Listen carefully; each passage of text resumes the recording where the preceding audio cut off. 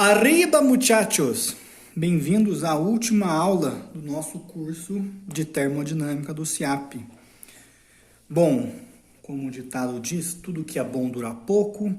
Não sei se o curso foi bom, mas ele durou pouco. Se ele foi bom, vocês que dizem. E hoje a gente vai finalizar com as máquinas térmicas. Bom, eu já escrevi aqui uma boa parte do que eu vou falar para vocês, que tem muito texto. E aí até eu ficar escrevendo ia ser muito enrolado, né? A última aula não do curso, mas a anterior a essa, de entropia, já foi muito extensa. Então vamos tentar fazer essa um pouco mais curta. O que é uma máquina térmica? Basicamente é um dispositivo que contém uma certa substância e o papel dele é extrair energia na forma de calor do ambiente ou de alguma fonte. E ele deve realizar um trabalho útil. Trabalho útil? Por que não um trabalho inútil, né? Quando a gente diz trabalho útil, quer dizer que você consegue determinar a forma com que ele vai fazer trabalho. Pode ser que ele faça algum trabalho, mas que você não consiga aproveitar isso. É um trabalho sobre o qual você não tem controle. Então acaba sendo um trabalho inútil. Beleza? E essas substâncias, as mais comuns, são água, como a gente já conversou sobre a Revolução Industrial, as máquinas a vapor. Então, a água tanto na fase líquida como na fase a vapor. E também para o motor de combustão de carro, moto, usa mistura de gasolina e ar. Uma coisa que a gente precisa é que esse processo ele seja cíclico. Porque se ele não for cíclico, a gente não consegue fazer essa operação várias vezes. Uma coisa que é importante para a gente, que a gente saia de um estado inicial, vá para trocentos estados e volte para o mesmo inicial para fazer o mesmo procedimento mais uma vez. Então, esse processo como um todo, ele é cíclico. E eu vou conversar com vocês hoje sobre a máquina mais famosa, a máquina térmica de Carnot. Ela é importante porque ela é a máquina térmica ideal. Todos os processos que a gente vai estudar dentro da máquina de Carnot, eles são reversíveis. Lembrando da aula que eu dei de entropia, o que é um processo reversível, o que é um processo irreversível. E as trocas de energia, elas não vão ter nenhum tipo de perda por atrito, turbulência, nem nada assim. A gente vai fazer uso de dois reservatórios, que a gente também pode chamar de fontes. Reservatório térmico ou fonte térmica, tá? Reservatórios térmicos, fontes térmicas. Sobre a máquina de Carnot, a gente vai fazer uso do ciclo de Carnot, é o mesmo cara. E eu vou explicar ele logo adiante. Esse ciclo também é um dos mais importantes porque ele é aquele que tem o maior rendimento possível. E como que essa máquina funciona? A gente tem uma fonte quente e uma fonte fria. A máquina funciona absorvendo o calor da fonte quente. Então, repare que eu estou colocando aqui um calor com a letra Q e o índice Q também. Esse Q é de calor e esse Qzinho é de fonte quente, tá? Para indicar de onde que ele veio. Ele vai entrar aqui na nossa máquina e o que a gente quer é que essa máquina jogue para fora, no sentido de ela que vai fazer para a gente um trabalho. No entanto, a máquina não é perfeita. Você não consegue usar todo o calor que você pega da fonte quente e transformar em trabalho. Infelizmente, uma parcela a gente perde. Essa parcela que a gente perde é o calor que vai para a fonte fria. Então, a gente tem uma fonte quente que fornece calor para a gente. Dentro aqui, isso que a gente compõe como máquina térmica. Entra calor da fonte quente, a gente faz um trabalho e perde uma parcela para a fonte fria na forma de calor, que eu estou chamando de QF, não de calor final, mas de calor que vai para a fonte fria, tá? Então esse calor seria positivo e esse que a gente perde é negativo. E o trabalho, bom, tem que ser positivo, né? Porque senão é a pior máquina térmica do mundo.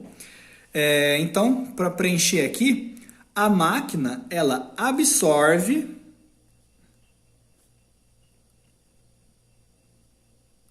calor Qzinho, da fonte quente, ou usando para produzir trabalho W.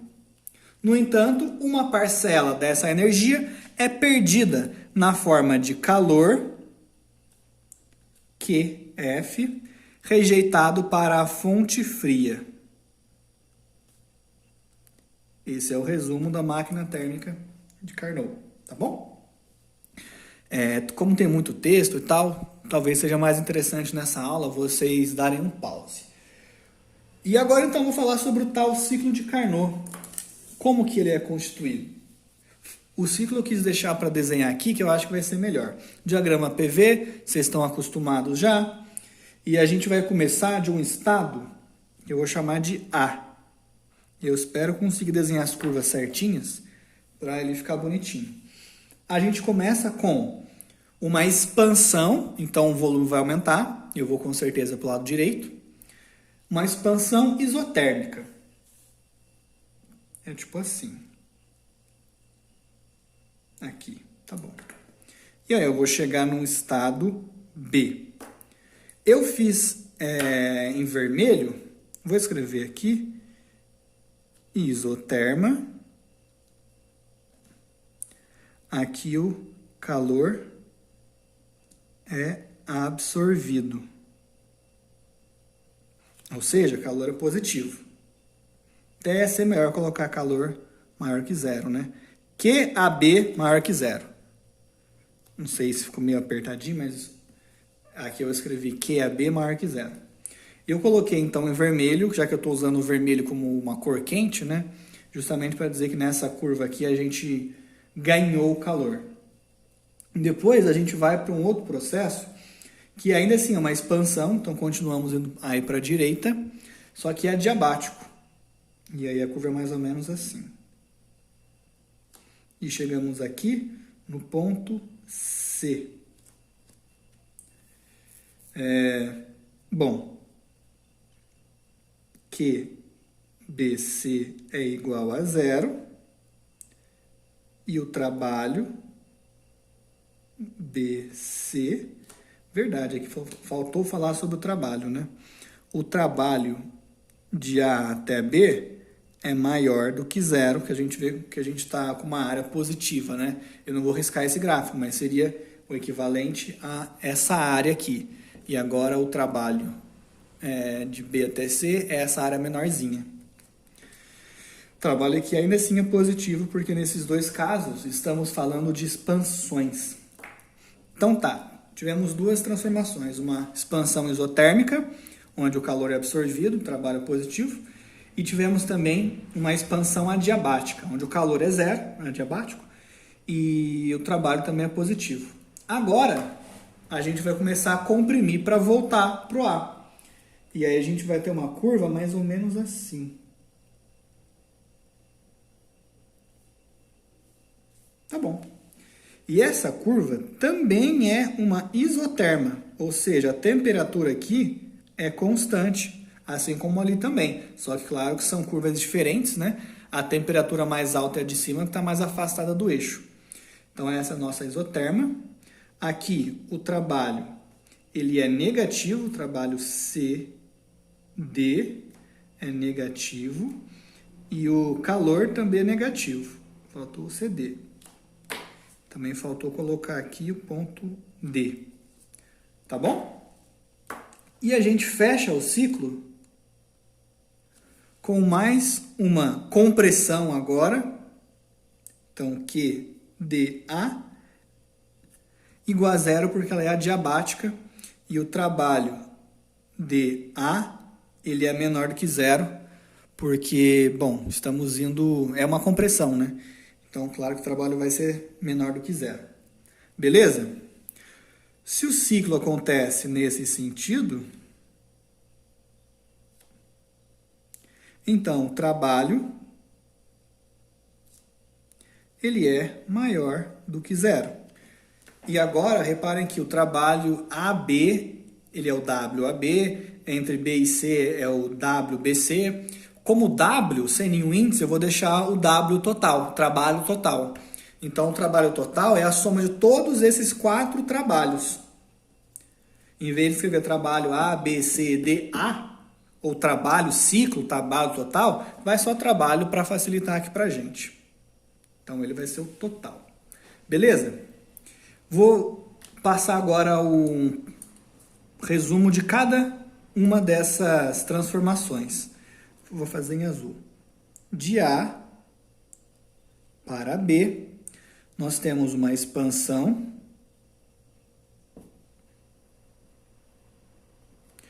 isotérmica. Expansão porque o volume aumenta e é a temperatura constante. Então, a gente vai sair de um VA para um VB. Temos ainda que a gente absorve calor. Então, vou colocar aqui, ó, VA para VB. Calor, QAB, eu vou começar a chamar já de calor da fonte quente, que é de onde a gente absorveu o calor. Ele é maior do que zero. E o trabalho AB, que eu vou chamar assim mesmo, ele é maior do que zero. Coloquei um igual ali, mas está errado, tá? Ele é maior do que zero. Espero que os latidos dos meus cachorros não estejam atrapalhando. Agora a gente vai olhar a transformação de B para C. É mais uma expansão, afinal de contas continuamos indo para a direita ali no eixo horizontal, mas agora ela é adiabática.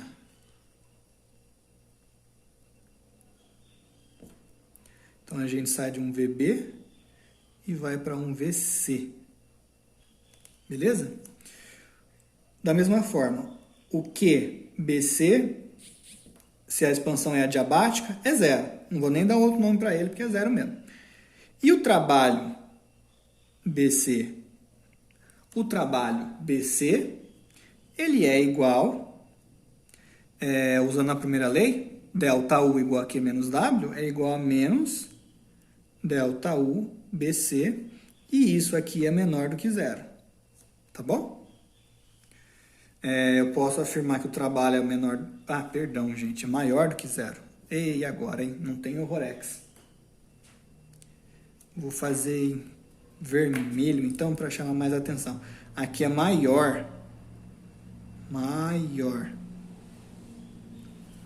Deixa eu ver na câmera. Vou colocar aqui de novo. Ó. Maior do que zero. Tô ruim. Nossa, tá difícil de falar. Eu tô com dificuldade hoje com o sinal, hein? Porra, já errei esses dois aqui. Beleza. Que beleza, né? Não vai caber os 4 aqui. Agora vamos para a transformação de C para D. Agora a gente começa a comprimir. É uma compressão isotérmica.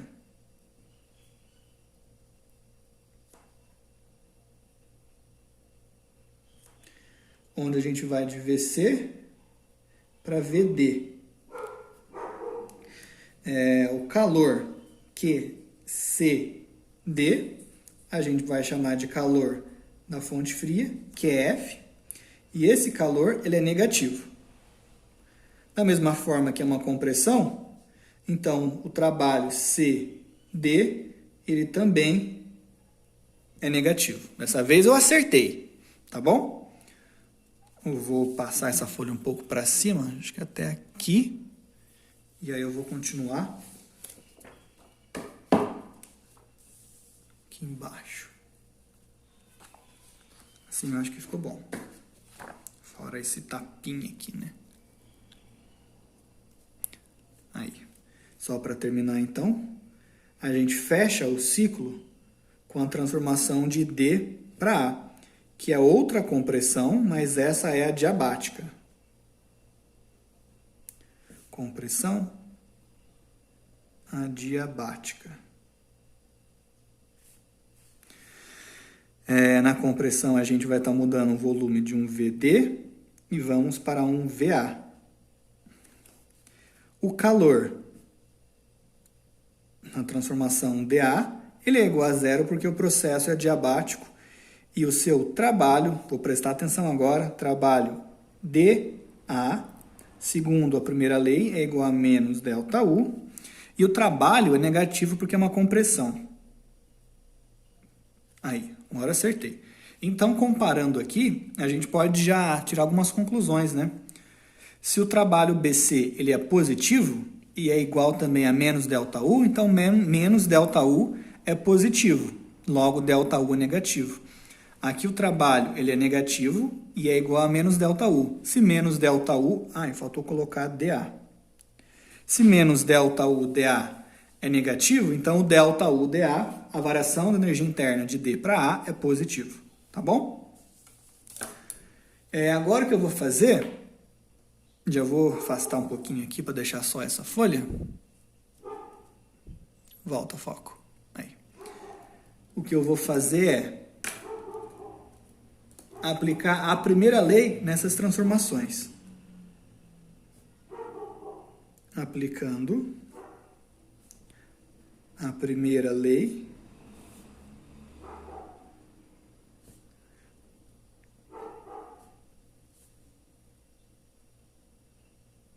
nas transformações.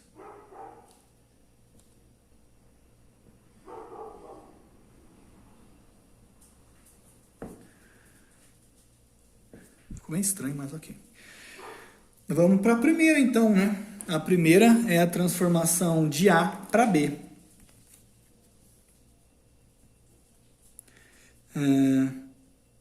De A para B. ΔU AB é igual o calor AB menos o trabalho AB. Tá bom? Eu posso, no máximo, reescrever ela como calor da fonte quente. Mudei o que, mas é a mesma coisa. Menos o trabalho AB, e esse trabalho é o positivo. E isso é igual a essa variação de energia aí, interna. 2. De B para C. Nessas horas dá um medo de errar umas coisas óbvias, tipo de A para B, agora de B para D, você pula o C, entendeu? Dá mais medo do que errar as contas aqui. ΔU de B para C. ΔU BC é igual calor BC menos o trabalho BC. Como o calor é igual a zero, porque é uma transformação adiabática, a gente tem que... E aí a gente pode escolher, né? Quem que a gente vai falar que é igual a quem? ΔU igual a menos trabalho ou trabalho igual a menos ΔU. Eu vou colocar aqui ΔU BC é igual a menos o trabalho BC. Isso aqui é menor do que zero. Opa, isso, tá certo. Isso aqui é menor do que zero. O trabalho é positivo. Opa. Só que tem um sinal de negativo aqui, tá bom? Então, eu estou certo em dizer que a variação da energia interna é negativa. Agora, o 3. Agora é de C para D. Vai ficar assim. ΔU CD. Agora vamos lembrar que o terceiro é uma compressão isotérmica. É o calor de C para D menos o trabalho de C para D. E o que eu posso fazer é renomear ali o calor para QF menos o trabalho CD. 4. De D para A. Para fechar o ciclo, ΔU dA é igual... Vocês já perceberam um padrãozinho, né? O 1 é parecido com 3 e o 2 é parecido com 4. O calor aqui, dA, ele é zero, que o processo é uma compressão adiabática, menos o trabalho, dA. E aí, consequentemente, temos que o ΔU dA é igual a menos o trabalho dA. O trabalho dA é negativo. Menos negativo, positivo.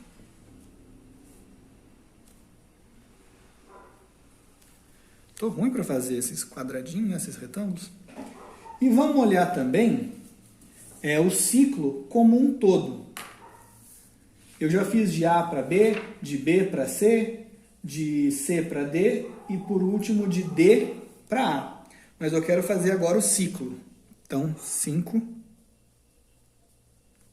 ciclo. Para o ciclo, a gente sabe que, bom, se é cíclico, a gente sai de um estado inicial aqui A, fizemos essa volta de A para B, de B para C, de C para D e voltamos para A. Logo, a pressão, o volume, a temperatura inicial e final são os mesmos, né, que são do estado A. Como o ΔU, a energia interna, é uma função de estado, eu sei que ΔU é igual a zero. Então, da mesma forma que o trabalho W é de tudo, o ciclo inteiro, o ΔU vai ser também do ciclo e o Q vai ser do ciclo também, tá? Não vou colocar índice para esses, não. Temos isso aqui e é igual a zero, porque a energia interna é uma função de estado. Já falei bastante sobre isso, tá bom? Portanto, o calor total, que é o QAB mais o QBC, que eu nem vou colocar porque é igual a zero, mais o QCD mais o QDA, que eu também não vou colocar porque é igual a zero, ele é igual ao trabalho total. Então, eu ainda posso renomear isso aqui, colocando os nomes que eu já tinha definido, né? O QAB é o calor da fonte quente e o QCD da fonte fria. Como a gente perdeu o calor para a fonte fria, o QCD é negativo. Eu já vou evidenciar isso aqui colocando negativo e colocando depois ele em módulo. Então, QF dessa forma. Assim a gente está mostrando que a gente já sabe que esse calor é positivo e esse é negativo. E o trabalho vai ser dessa forma mesmo. A gente até já sabe que é positivo, né? Porque tem que ser positivo, já que é uma máquina térmica é a melhor de todas, não tem como o trabalho ser negativo. Eu acho que até aqui está claro, né? Trabalho total, que é a soma de todos eles, QAB mais QBC mais QCD mais QDA é W. Aí ele passou para o outro lado, né? Q menos W é igual a zero, então Q é igual a W. Q é QAB mais QCD, igual a W. Então W é igual a Qzinho menos módulo de QF, onde o menos módulo apareceu porque eu transformei esse cara negativo nessa forma aqui. Tá bom? Agora eu vou olhar através de um outro ponto. Eu vou olhar a eficiência, que é uma coisa importante para máquinas térmicas. Eficiência. Certo? Tá certo. E como que eu vou definir essa eficiência? Definimos como? Como que vocês definiriam uma eficiência? Eu defino assim. O eta, que é o meu parâmetro de eficiência, é a energia que me é útil dividido pela energia total. A eficiência a gente pode sempre definir como o que é do nosso interesse dividido pela parcela total. Pensando alto aqui, talvez até pudéssemos definir a eficiência do nosso salário para quem trabalha, quando você pega o dinheiro que te é útil para comprar as coisas que você quer, dividido pelo total, porque umas partes que você usa do seu salário para pagar a conta é como se fosse inútil, né? Não é inútil, mas vocês entenderam aqui, só quis dar um exemplo mais cotidiano. Tá, e a gente tem que ver também que a energia sobre energia não tem dimensão, então o eta ele é adimensional. Tá bom? E do jeito que a gente definiu, a eficiência vai estar entre 0 e 1. Ia ser estranho ter uma energia útil maior que a energia total, para esse eta ser maior do que 1. Então, se você quiser transformar ele em porcentagem, basta multiplicar por 100, porque a gente vai ter um número decimal entre 0 e 1. Tá, então, continuando aqui, a eficiência é o que a gente quer, energia útil, que é o trabalho, dividido pela energia total. Qual que é a energia total? A energia total é a energia que entra no sistema, na forma de calor vindo da fonte quente. Tudo que entra é o calor da fonte quente, Qzão, Qzinho. A gente usa uma parcela como trabalho, que é o útil, e o inútil é o que a gente joga fora, entre aspas, para a fonte fria. Então, a energia total é o calor da fonte quente. E aí a gente tem essa relação aqui, que é válida não somente para essa aula, mas para qualquer máquina térmica que funcione segundo esses princípios que eu expliquei para vocês. Então agora, reparem que o trabalho a gente tem já em função dos calores. Então eu posso colocar que o trabalho ele é o Qzão, Qzinho, menos o módulo de QF dividido por Qzão, Qzinho. Então esse trabalho, Q sobre Q, vai? Qzão, Qzinho sobre Qzão, Qzinho, meu Deus.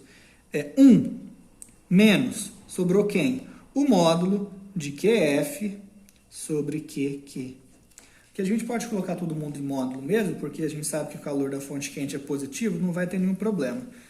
Então temos essa equação para o rendimento de um ciclo de Carnot. Mas dá para a gente ir além, que é o que eu vou fazer agora. Na aula passada, a gente já viu como que a gente define entropia do ponto de vista termodinâmico. E agora, para eu responder essas perguntas, QF... Opa, estava usando um F maiúsculo, mas você sabe o que eu estou dizendo. QF, Qzinho. Quem são esses caras? Quem são eles? A gente vai explicar isso do ponto de vista da entropia.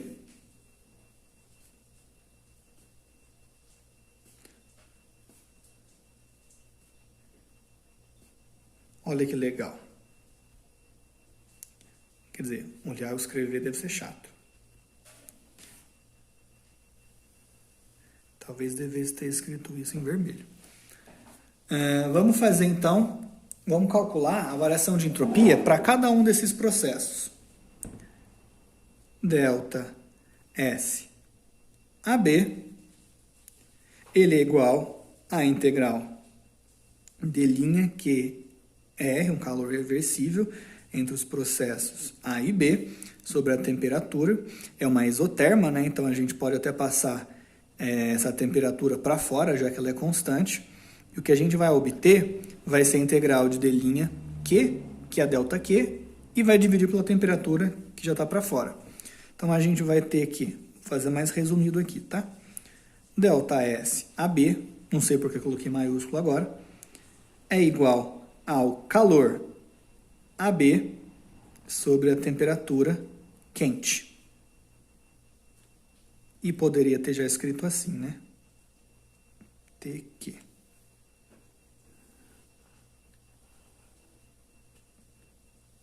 Tá bom? Agora, o delta S AB agora é BC. Eu tenho as mesmas definições, né? D' QR sobre T, que, bom, já vou colocar aqui de cara, ele é zero, porque o processo é um processo reversível. Lembra que a gente falou que todos os processos aqui, as transformações são reversíveis? E é adiabático. Então, isso aqui é zero. Ah, mas como é que o ΔSAB, que também é de um processo reversível, não deu zero? Porque aqui eu estou olhando para a substância e não para a fonte. A entropia do universo ela é constante, ou seja, o ΔS é zero para um processo reversível quando você olha o universo todo. Aqui a gente olhou só para a máquina térmica, para a substância ali que a gente está usando, e não para a fonte, tá bom? Não vou calcular aqui, mas eu espero que... bom, nem tem que falar espero que, se eu fosse calcular a variação de entropia da fonte quente no processo AB, ela continua a sua temperatura TQ, e esse calor que a nossa substância da máquina térmica ganhou, o calor Qzinho, é o que a fonte quente perdeu. Então aqui vai ter a mesma coisa com o sinal trocado. Soma os dois, dá zero. Que é a mesma coisa que acontece aqui embaixo. O ΔS CD. Ele é igual a essa integral, d' QR, pegar um processo reversível, o processo já é reversível, né, que a gente já definiu assim o ciclo de Carnot. Vou só desligar o forno aqui dos meus pães de queijo, que até terminar a aula eles vão acabar de chegar. Minas é um lugar tão bonito, né? Então a gente não tem que pegar um outro processo, porque o processo já é reversível. E vai ser o mesmo esquema, né? Como é uma isoterma também, mas agora é uma compressão, a temperatura é constante, então ela vai para fora da integral, CD. E o calor é o calor da fonte fria. Ele é negativo, então se eu colocasse aqui o calor da fonte fria, vocês têm que saber que é negativo. Para evidenciar, eu vou colocar menos módulo de QF sobre a temperatura da fonte fria, tá bom? E se eu fosse fazer para a fonte fria, seria o mesmo princípio. A integral também eu vou passar esse T para fora, porque a temperatura da fonte fria não vai mudar, é um reservatório térmico. E o calor ΔQ que é ganhado, ou QF, a substância da máquina térmica perde, para ela é negativo. Para a fonte fria, ela absorve, é positivo. Então aqui a gente vai ter um módulo só, sem o sinal, e aí somando os dois vai dar zero. É um processo reversível. E por último, que vai ser zero de novo, o trabalho dA. Ele é igual a integral de D' QR nesse processo sobre T. E a gente diz que ΔS dA é igual a zero, porque o processo é adiabático. Então, o calor já reversível, no processo reversível, ele é igual a zero. Então, não tem que fazer, tá bom? Somando todo mundo, como é que eu vou fazer isso? Assim, ó. Ciclo. Aí, ficou bonitinho agora. É só somar todo mundo aqui. O ΔS total, que eu vou deixar só como ΔS, eu tenho só dois, ΔS AB mais ΔS CD. E esses dois, eles são calor da fonte quente sobre a temperatura da fonte quente, menos o módulo do calor que vai para a fonte fria sobre a temperatura da fonte fria. E para um ciclo, que eu estou falando que todos os processos são reversíveis, a gente volta para o mesmo estado inicial, sabendo que a entropia é uma função de estado, ou seja, não depende do caminho, depende apenas dos estados inicial e final. Se ambos são o mesmo estado, ΔS é igual a zero. Tá? Isso implica, então, que isso aqui é igual a zero. E aí eu já vou tirar a relação calor da fonte quente sobre a temperatura da fonte quente é igual ao módulo do calor da fonte fria sobre a temperatura da fonte fria. E aí eu vou reescrever de uma forma esperta isso aqui. Eu quero essa relação, né? QF sobre Qzinho. Então, olha só. QF sobre Qzinho, vou colocar em módulo assim, é igual a TF sobre TQ. Temos essa relação, que decorre da variação de entropia para o ciclo, que é igual a zero, já que é um ciclo, né? É um ciclo reversível, e estamos calculando todos os seus processos reversíveis. Então, voltando naquela equação da eficiência,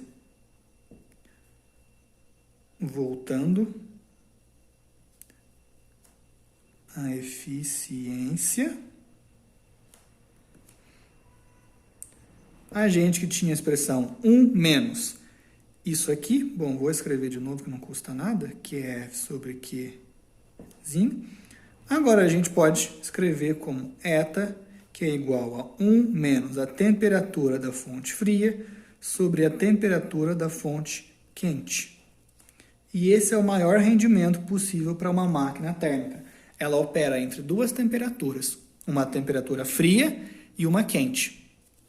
Reparem que isso também está bem evidente, que o eta ele é menor do que 1, já que eu estou dividindo uma temperatura fria por uma quente. A fria é menor do que a quente. Então, essa fração aqui ela vai ser menor do que 1 menos alguma coisa menor do que 1 vai ser alguma coisa menor do que 1. E também é importante ver que a gente tem que colocar essas temperaturas em Kelvin, porque aqui a gente não está mexendo com variação de temperatura. Nós estamos mexendo com a temperatura mesmo. Então a gente tem que colocar elas na escala de temperatura absoluta, que é a Kelvin, tá bom? Eu vou agora escrever uma frase aqui que é importante.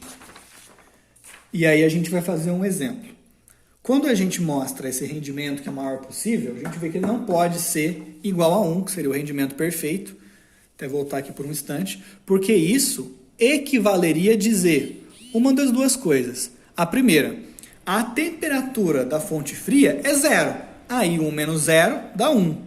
Rendimento perfeito. Mas a gente nunca vai conseguir usar uma fonte térmica a 0 Kelvin, a 0 absoluto, para poder fazer a máquina térmica. A outra alternativa é fazer com que o TQ seja infinito, porque aí 1 menos qualquer coisa sobre infinito dá 1. De novo, rendimento perfeito. Também não vai acontecer porque a gente não tem temperatura infinita. Então estamos limitados a um rendimento máximo entre duas temperaturas TF e TQ, que é dado por essa equação, que é o rendimento do ciclo de Carnot. E agora eu vou usar esse resultado para renunciar à segunda lei da termodinâmica, e eu quero usar minha caneta vermelha para isso. Podemos, talvez até devesse ter escrito isso já, mas eu não sabia qual parte da folha que eu ia usar, né? Podemos renunciar, não sei se tem esse hífen. Quem quiser adiantar o vídeo também, né? Eu vou só ler o que estou escrevendo. Renunciar à segunda lei como? Abre parênteses. Não existe uma série de processos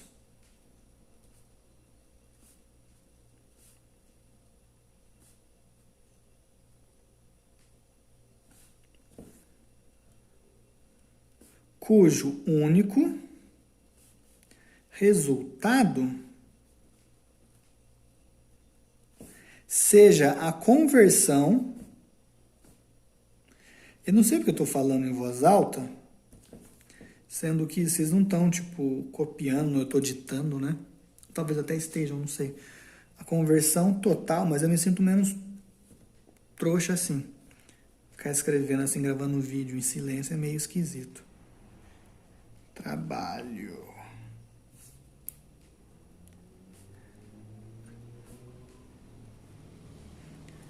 O único resultado seja a conversão total em trabalho da energia contida em uma fonte de calor.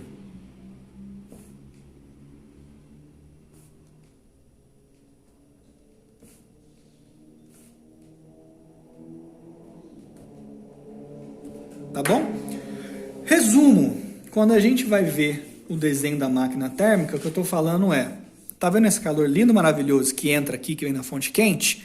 Parte dele vira trabalho, mas sempre vai ter uma parte que é rejeitada para a fonte fria e não tem o que fazer, vai ser sempre assim mesmo. Não existe nenhuma máquina térmica que consiga zerar esse calor que vai para a fonte fria, portanto maximizando o trabalho em relação à fonte de calor que passa o calor Qzinho pra gente. Beleza? Bom, eu espero que isso tenha ficado claro para todo mundo.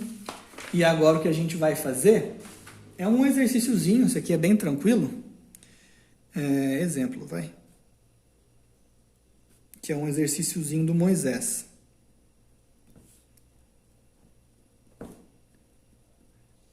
É do capítulo 10. O exercício é o 2. Eu escolhi esse só porque esse chia. Eu vou ler o enunciado como sempre, ele diz o seguinte: uma usina termoelétrica moderna opera com vapor de água superaquecido a temperaturas da ordem de 500 graus Celsius. Então, claro que isso aqui que é a fonte quente, né? TQ é igual a 500 graus Celsius, que é igual a 273 mais 500, 773 Kelvin. Também sei que ele vai passar minha fonte fria. E é resfriada com água de rio, tipicamente a 20 graus Celsius. Isso aqui é 293 Kelvin. Devido a inúmeros tipos de perda, a eficiência máxima que consegue atingir na prática é 40%. Então, eta é igual a 40%, que é a mesma coisa que escrever 0,4. Qual fração da eficiência máxima idealmente possível para esses valores isso representa? Ou seja, o que ele quer, esse eta dividido pelo eta do ciclo de Carnot, vale quanto? Entenderam? Qual é a fração da eficiência máxima idealmente possível para esses valores? Então, o ciclo de Carnot, vou colocar já máximo aqui que é mais fácil. A gente acabou de mostrar que essa eficiência é 1 menos TF sobre TQ, que eu posso escrever como TQ menos TF sobre TQ. É uma expressão mais facilmente manipulável, né? E agora a gente vai calcular, então, qual que é esse rendimento para depois fazer essa fração. O rendimento máximo, ele é TQ menos TF. Aqui, a diferença a gente pode fazer em graus Celsius ou Kelvin, tanto faz. Vai dar 80, né? 80 graus ou 80 Kelvin. E embaixo a gente divide pela temperatura da fonte quente, que é 773 Kelvin. Isso aqui vai dar um número.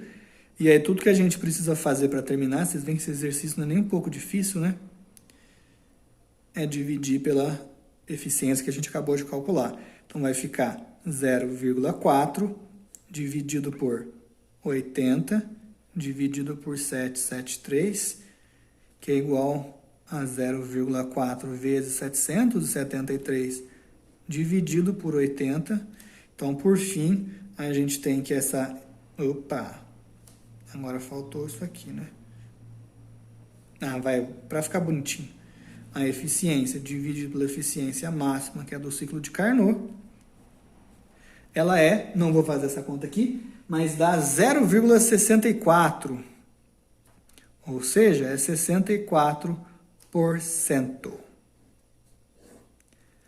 Beleza? Creusas. Então é isso aí. 42 minutos, tá bom? Vocês têm bastante coisa para fazer. Lembrando que na segunda-feira vai ter uma live, aparentemente às 7 horas, lá no Google Meet. Eu vou mandar o convite lá na sala de aula do Google. Vocês entram lá para perguntar as dúvidas. Deixa no mural também da live quais são as dúvidas. E se vocês tiverem dificuldade com as listas disso que eu estou passando agora, não agora, mas vocês entenderam. Vocês podem também falar se vocês vão querer uma outra live para terça-feira, tá bom? E aí o curso vai acabar ali. Quinta foi feriado, sexta foi recesso. Então, embora eu tenha colocado listas novas para fazer lá, eu não contei como dia de trabalho, por isso que vai ter mais 2 dias. Então, o nosso CIAP se encerra na terça-feira. Já pediram para eu deixar a sala de aula intacta, por qualquer motivo. E eu posso fazer isso, até onde eu saiba, não tem nenhum problema. Mas deve ter um prazo até setembro, porque eu estou usando a minha conta pessoal do Google como sala de aula e não a conta da Unifal, porque a Unifal não tem conta, não sei porque não comprou nem nada. Mas até setembro eu sei que é gratuito para qualquer conta Google. A partir de setembro, se não mudar nada, né, vai ser cobrado como era antes, só agora na pandemia que eles deixaram gratuito. E aí provavelmente eu vou acabar tirando justamente para não ficar pagando. Bom, a gente não vai conversar na segunda-feira, então eu não vou me despedir. Mas um abraço para todo mundo se protege, máscara tem que pôr na boca, no nariz, pelo amor de Deus, e um bom final de semana a todos. Valeu, falou! Vou comer meus pão de queijo.